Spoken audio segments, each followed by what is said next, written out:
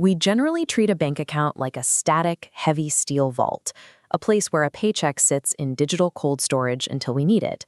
In reality, your money enters a state of constant, high-speed motion the moment it's deposited. This journey actually begins before the funds even reach you.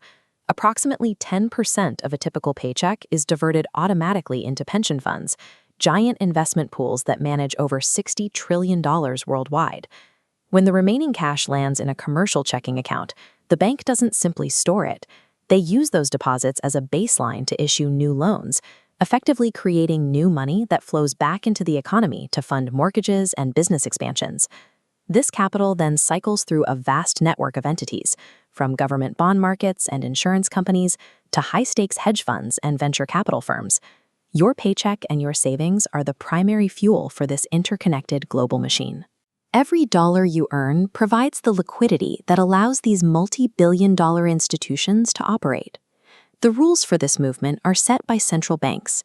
In the United States, that is the Federal Reserve. They act as the government's primary leverage point, setting the boundaries for how the rest of the financial system functions. Their main tool is monetary policy. By raising or lowering interest rates, the Fed controls the cost of borrowing.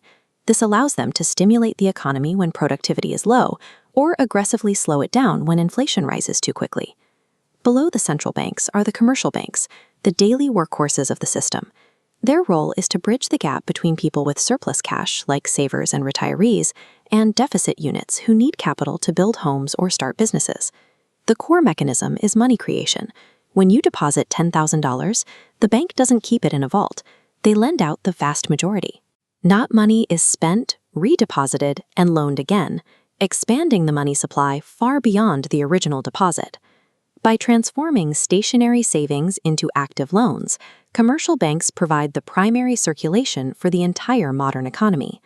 Beyond checking accounts, the system relies on forced savings mechanisms like pension funds and insurance premiums.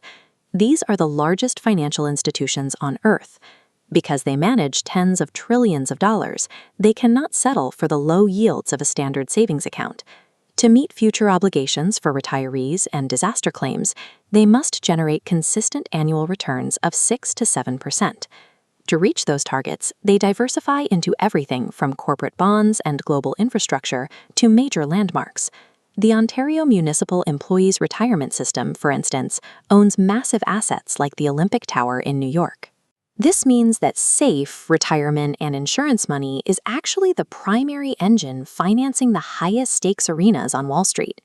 Investment banks serve as the matchmakers for this capital, connecting giant pools of institutional cash with corporations that need billions of dollars to function. Their primary business is taking private companies public through initial public offerings. In 2012, Morgan Stanley took Facebook public, raising $16 billion in a single day.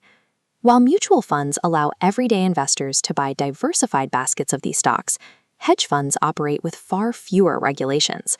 They use high leverage to place aggressive bets on anything from interest rate shifts to the price of oil. Private equity firms take a different approach through the leveraged buyout. They acquire entire companies using only about 20% of their own cash, while the rest is borrowed. The firm then places that massive debt directly onto the acquired company's books, shielding themselves from fallout if the business fails. Venture capital firms operate on the power law. They distribute capital across hundreds of startups, knowing that 90% of these businesses will likely fail. A single successful bet can cover every other loss. In 2004, Peter Thiel's fund invested $500,000 into a startup called Facebook. When the company reached the public market in 2012, that check had returned over $1 billion, more than 2,000 times the initial investment. Whether it's a private equity firm restructuring a retailer or a venture capitalist betting on a tech startup, these maneuvers are ultimately fueled by the pooled money of the working class. This entire system functions as a single interlocking machine.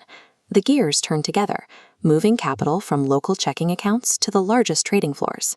Central banks set the tempo. Commercial banks provide the circulation. Giant pension funds pool the resources, and Wall Street firms deploy that wealth into the market. This machine drives global innovation and builds modern cities, though it is also capable of creating significant instability when the risks become too high. Every paycheck earned, loan taken, and insurance premium paid connects you to this network. You are the essential lifeblood of the global economy.